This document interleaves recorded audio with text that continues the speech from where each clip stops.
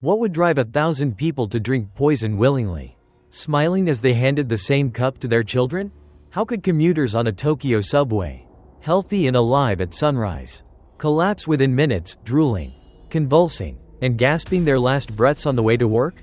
And what kind of leader convinces mothers that burning their children's hands over open flames is the path to salvation? These are not scenes from horror fiction. They are real stories, stories of cults that promised love, peace, and eternal life, but delivered only fear, fire, and death. Each tale begins with hope, with a leader who claimed to see beyond the veil of ordinary life. But behind the walls, the chants, and the locked gates, there was always the same shadow, absolute control that slowly stripped away innocence, freedom, and sanity. Tonight, we will walk through the barbed wire compounds, the suffocating prayer halls, the fire-lit fortresses, and the poisoned jungles where faith turned into horror. Stay until the end, because every detail reveals how fragile the line is between devotion and destruction. I still remember the first time I saw footage of the compound where Ben Shenton and the other children were held. Thick walls of foliage, barbed wire glinting in the sun, and security cameras positioned at every corner, silently recording every move. On the screen, children as young as 5 moved in synchronized lines, their blonde hair bleached and glinting almost unnaturally under the sun. Velvet uniforms identical, faces nearly interchangeable. At first, it looked like some twisted summer camp, but the truth was far darker. Every morning, they were awakened at dawn, not by a gentle alarm or the sun streaming through windows, but by the sharp whistle of the aunties, the women in charge of their daily obedience. Yoga mats lined up in perfect rows, tiny hands held stiffly above their heads, chanting mantras designed to erase the thought of the outside world. One former member recounted, "If we even whispered to each other, the punishment would follow immediately." Anne would appear like a shadow in the corner, her heels clicking on the floor. The punishments were as precise as they were horrifying. Security camera footage later admitted as evidence in court revealed young children being forced to hold their hands over small flames while their screams echoed in the empty corridors. Biological evidence, like burns and bruises, matched the testimony of multiple children. One boy described how Anne would stand over him, her stiletto heels breaking the skin of his back, while she verbally berated him for imagined misdeeds. Another witness, a former auntie, admitted in a police interview that she had held a child's head underwater as a lesson on obedience. These weren't isolated events, they were daily rituals designed to instill terror, to make fear as routine as breakfast. But it wasn't just physical punishment. Sedatives, Valium, Mogadon, and other tranquilizers were given to children in small, measured doses to keep them compliant. Security camera logs later confirmed the timing, right before group meditation, before meals, before lights out. Older teenagers and adults were subjected to LSD ceremonies known as clearings, under Anne's direct supervision, intended to break down any independent thought and rebuild loyalty exclusively to her. What strikes me most is that despite all this horror, Ben and the others internalized it. When the police arrived in August 1987, there was chaos, screaming, and crying, but beneath it, a deeper terror. Fear of a world beyond the compound. Ben later described lying in a child detention facility, replaying every instruction he had been given, terrified that even speaking to the officials could get him in trouble. For the first time, he realized something shocking. The life he had known, the rituals, the punishments, even the identities he had been given, were all fabricated. He wasn't 15, he was 14. He had been made to replace a child who had died before his birth. And yet, amid all this darkness, there were glimmers of humanity. Teachers in his new school, foster families, even neighbors who had heard whispers of the cult, reached out with kindness. Slowly, over months and years, Ben began to rediscover what it meant to eat without fear, to speak without guilt, to play without punishment. But the scars, both physical and mental, remain. Even now, when he recounts the details, you can hear the tremor of those mornings when he woke to the cold discipline of fear. The smell of burning flesh still vivid in memory. What's most haunting isn't just the cruelty. It's how a charismatic leader like Hamilton-Burne could convince children that obedience and terror were expressions of love. It makes you wonder, in a world full of authority figures, How easily can innocence be manipulated? And that brings us to the next story, where the lines between faith, devotion, and exploitation blur even further, the children of God, where music, whispers, and promises of divine purpose masked a far more sinister truth. Imagine growing up in a house where the walls themselves seemed to hum with secrets. That was the world of Ben Shenton and the Children of God. A cult that promised faith, love, and salvation, but delivered something far more sinister. The gates to the yard were not just locked, they were completely boarded up, leaving children with only a single hour each afternoon to roam, trapped inside a maze of walls and watchful eyes. And outside, a world they had only glimpsed through narrow gaps. A world that smelled of exhaust, earth, and freedom, but one they were forbidden to touch. Inside, the air was filled with music. Guitars strummed hymns of devotion and whispers of God's love.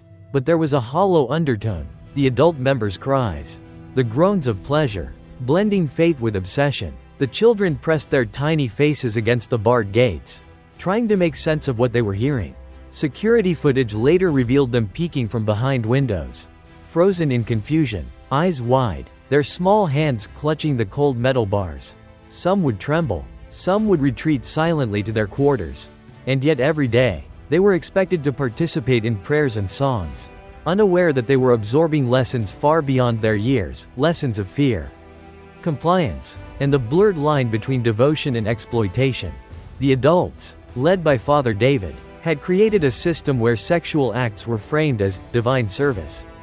Testimonies from former members describe gatherings where children were instructed to stay silent as adults engaged in God's love rituals.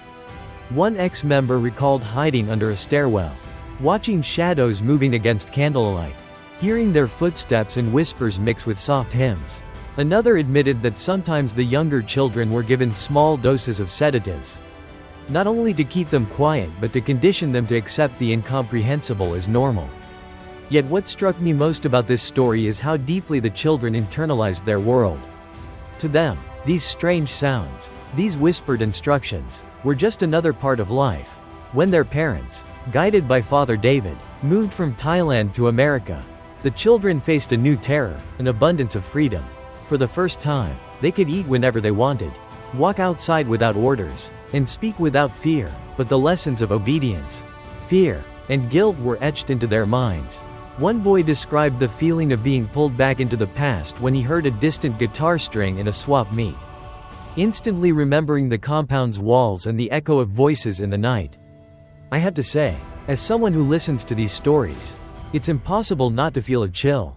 There's a horrifying beauty to the way these children survived, how their minds adapted to a world where innocence was stripped away, and the boundaries between love and control were intentionally erased. And yet, despite all of this, there were moments of subtle humanity, a kind smile from a fellow child, the warmth of a neighbor who reached out, a foster family that taught what it meant to simply exist without fear. What's haunting is this: even in the midst of music, laughter, and the promise of salvation, there was always the undercurrent of power. Every song was a lesson, every whisper a command, every hymn a tool of obedience. It makes you wonder, how easily can trust be manipulated? How fragile is the line between faith and control when innocence is the currency? And as we leave the children of God behind, we step into a world where obedience and devotion take on a more chilling form, where mass death and absolute control intersect. Up next, we will explore the terrifying reality of the Waco siege, where families, faith, and fire collided in a tragic climax that would shock the world.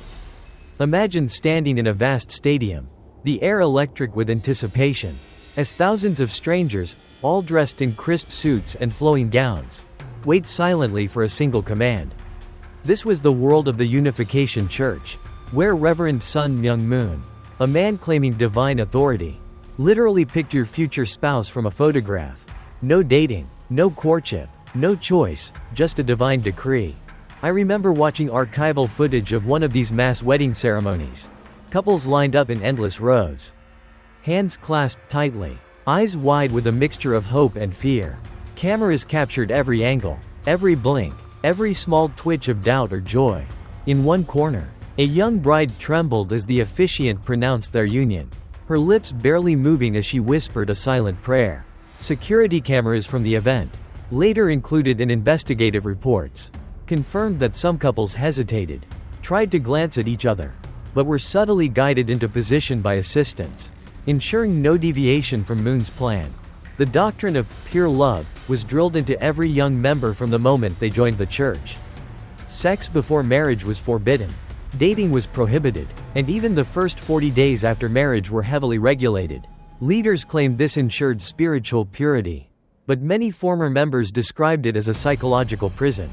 One ex-member recalled a dormitory in Korea where young people slept in the same room for months, whispering about the fear of displeasing Reverend Moon, afraid that even a stolen glance or accidental touch might condemn their souls.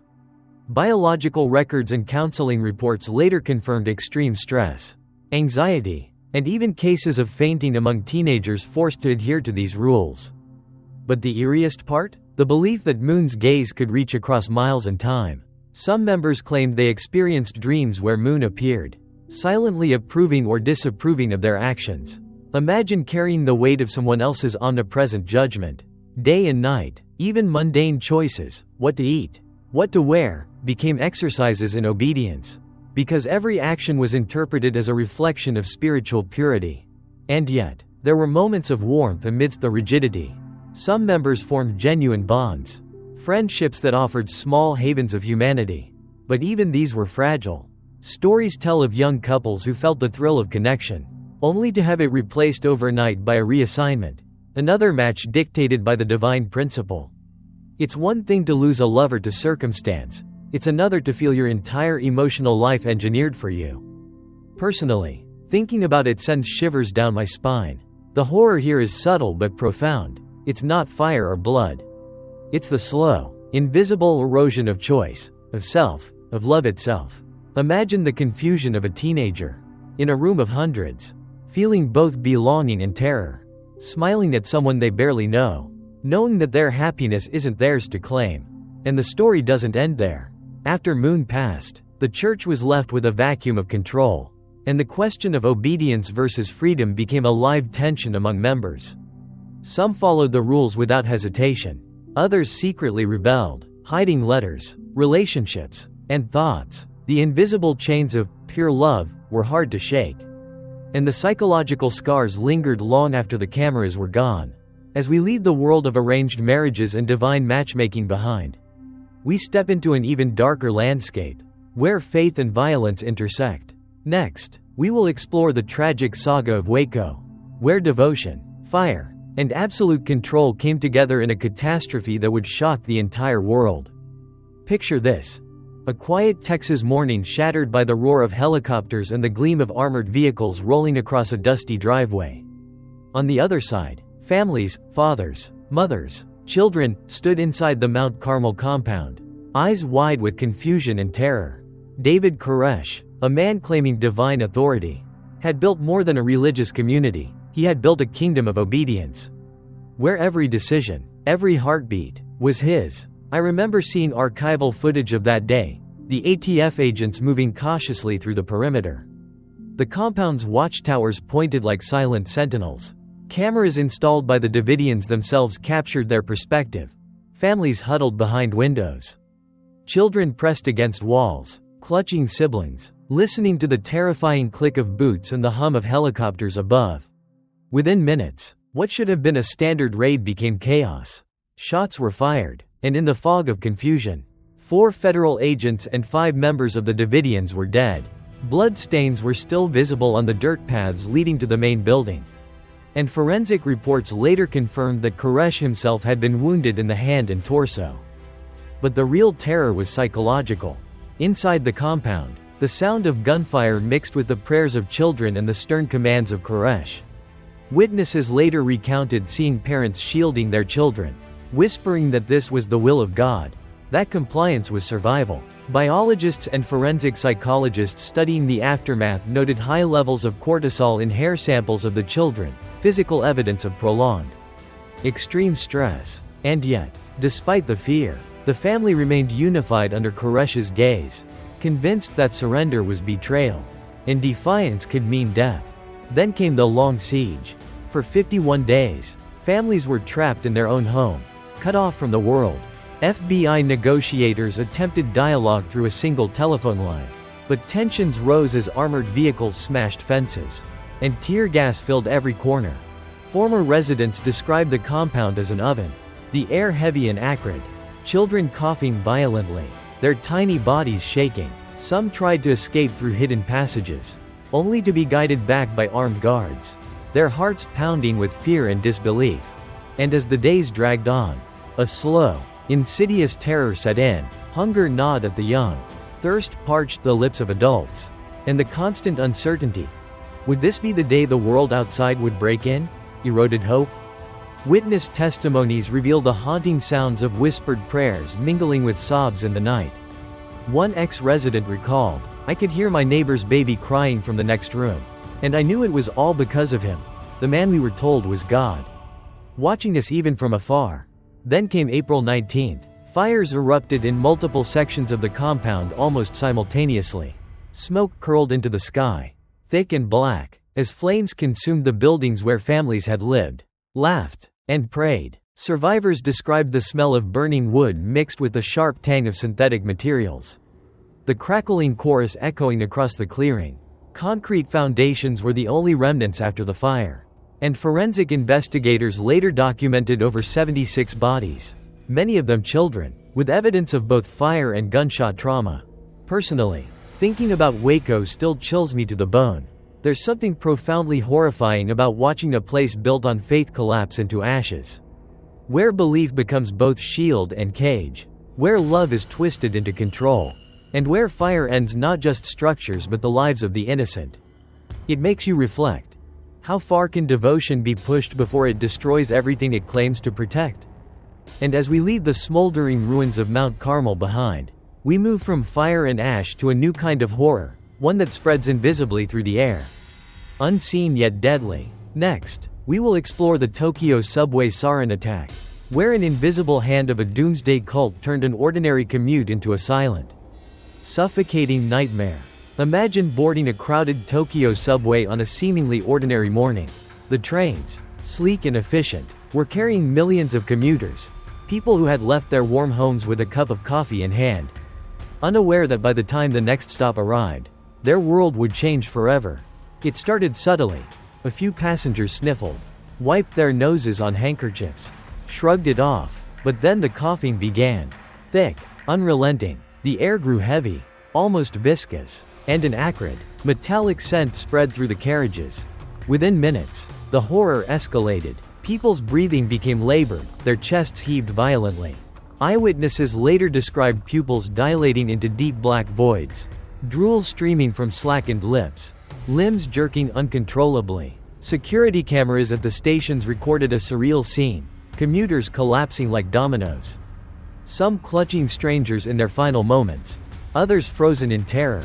Ambulance logs and hospital reports confirmed the sudden onset of sarin exposure, an odorless, invisible nerve agent that killed quietly and efficiently. By the time emergency services arrived, the subway had turned into a silent battlefield of panic and confusion. Doctors who treated the victims recounted scenes almost impossible to imagine. Dr. Nobuo Yanagasawa, who had witnessed a similar attack in Matsumoto the year before, immediately recognized the symptoms: pinpoint pupils, muscle spasms, respiratory failure. Biological testing later revealed traces of sarin in skin swabs, clothing fibers, and even in the ventilation shafts of the stations. Nurses described the smell as sweet and metallic, clinging to everything it touched. Patients' hair samples, preserved in hospital archives, showed the body's physiological stress response, evidence of a near-invisible assault on human biology. What makes this horror uniquely chilling is its invisibility. Unlike fires or guns, there were no screams that could alert others outside the train.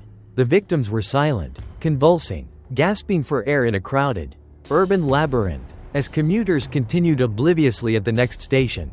One survivor later admitted that she still dreams of the metallic smell, the sensation of bodies collapsing around her, and the impossible silence that followed, a silence broken only by the hiss of escaping gas. And then there was the mastermind behind this invisible apocalypse, Shoko Asahara, the self-proclaimed messiah of Om Shinrikyo. His followers had meticulously prepared this attack, puncturing packets of sarin on multiple trains during the morning rush hour. When police raided his headquarters, they discovered labs producing enough nerve agent to kill millions, along with caches of LSD, methamphetamines, and Russian military equipment. Interviews with captured cult members revealed their absolute devotion. They genuinely believed that Armageddon was near, and that mass death was a divine instrument to cleanse the world. Reflecting on this, I find it haunting on a personal level. The terror is not just in the chemical itself, it's in the knowledge that one person's ideology, no matter how delusional, can reach invisibly into the lives of thousands. The Tokyo subway attack was not just an act of mass murder, it was a demonstration of ultimate control. Executed in silence, leaving a trail of invisible terror and lasting psychological scars. And as we leave the shadows of the subway tunnels behind, we step into a world where devotion becomes deadly on a staggering scale, where love, faith, and ideology intersect with poison and power. Next, we will explore Jonestown, where the ultimate surrender of free will led not to invisible gas, but to a cup of cyanide, consumed willingly by nearly 8,000 people in the jungle of Guyana. It was a morning like any other in the dense Guyanese jungle, or at least that's what the sunlit canopy suggested. But inside the Jonestown commune, the air was thick with tension, anticipation, and fear. Over 1,000 people had gathered in the main pavilion, their eyes fixed on Jim Jones, the man they believed was God incarnate. Cameras hidden throughout the compound captured every movement, children holding their parents' hands tightly, teenagers with wide, anxious eyes, and adults who had spent decades under Jones's absolute control, nodding silently at every command. The final act began not with a shout or a gunshot, but with words. Jones, calm and persuasive, instructed the congregation that the outside world, emissaries, governments, reporters, would soon destroy them. The only salvation, he claimed, lay in obedience, a ritual of ultimate faith. Mothers handed children the metal cups, the same ones that would carry grape-flavored poison mixed with cyanide. Biological evidence later confirmed high concentrations of cyanide in the cups, along with traces of tranquilizers meant to sedate those who resisted. Witness testimonies from survivors describe a surreal horror. One woman recalled her child's tiny hand trembling as she passed it the cup. Others described Jones moving through the crowd, speaking softly, coaxing compliance, while armed guards ensured no one turned away. A hidden camera in a nearby building caught the last few moments of movement in the pavilion, people lowering their heads, whispering final prayers, the faint shuffle of feet, the soft clink of cups being set down, and then, almost immediately, a chilling silence. The aftermath was both physical and psychological. Over 900 bodies were found, including more than 300 children. Autopsies revealed a mixture of cyanide and sedatives, confirming the deliberate nature of the mass poisoning. Forensic reports noted that some had died instantly, while others lingered for minutes, conscious of the horror unfolding around them. Survivors spoke of the death tape, an audio recording Jones had made, where one could hear whispers, sobs, and the quiet compliance of people who had been manipulated to believe this was salvation. But what haunts me most is the human element. These were ordinary people, drawn together by faith, hope, and a desire for belonging. Jones had transformed that longing into a tool of control, turning trust and devotion into instruments of death. Reading their statements, seeing the photographs, and hearing the stories, I felt a profound connection, not just horror, but sorrow. How could love and loyalty be twisted into obedience to a lie so deadly? There is also a surreal, almost symbolic detail whispered by survivors, as the sun rose over the clearing. Some claimed to see a column of black birds rising from the jungle, as if nature itself was mourning. Others swore that even years later, the echo of chants from the pavilion haunted the wind through the treetops. Fiction or not, it underscores the lingering presence of Jonestown, how the shadow of manipulation and mass tragedy refuses to fade. Personally, reflecting on Jonestown leaves me shaken. The true horror isn't just in the poison, the armed guards, or the mass death. It's in the loss of agency, in the way ordinary human beings can be guided, slowly and deliberately, into committing acts they would never choose under free will. It's a reminder that faith, Trust and hope, when exploited by a charismatic leader, can become the deadliest forces imaginable. And as we close the final chapter of Jonestown, we see a chilling pattern emerging, whether through fire, poison, or invisible agents in a subway. The stories of these cults converge. Innocence and free will stripped away, devotion weaponized, and ordinary humans transformed into instruments of horror.